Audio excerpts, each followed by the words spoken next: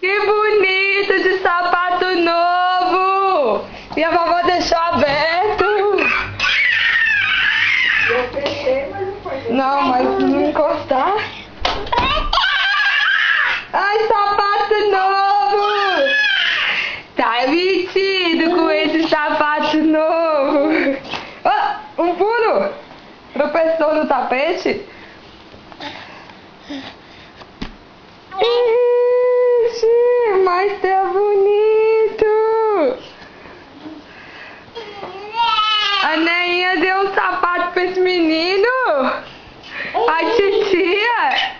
Ai não, titia! Ai como eu tô desfilando! Eu tô muito mentindo com esse sapato! Ó!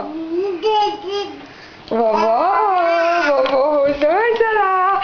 Eu tô com um sapato de marinheiro! Bonito meu sapato! Que bonito, José Clark! Deixa a mamãe ver! Deixa a mamãe ver! Deixa a mamãe ver o sapato! Deixa!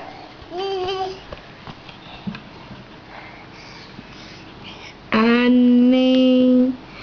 Ficou bonito demais! Eu quero o sapato do José Clark! Eu quero o sapato do José Clark!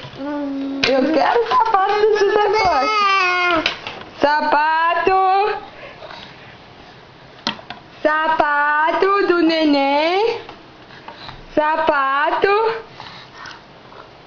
Nós já tomou o xaropinho, né? Que a vovó mandou do Brasil pro José Clark.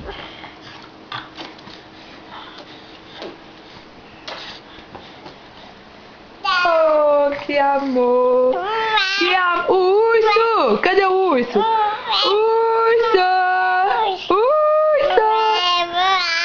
Dá um abraço no urso!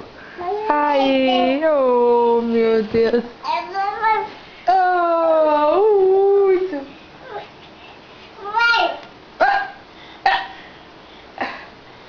Urso! Último! Olha o sapato do José Clark, urso! Vamos tirar o sapato? Vamos tirar? Só tá experimentando o sapato, só. Vai tirar não? Vai desfilar mais um pouco? Vai desfilar, mamãe, vai desfilar. Tô estreando meu sapato. Põe no bico na boca. Tchau. Mamãe vai pra lá. Vem. Cuidado, vem. Isso, vem pra cá. Vem com a mamãe, com o seu sapatinho novo que você ganhou.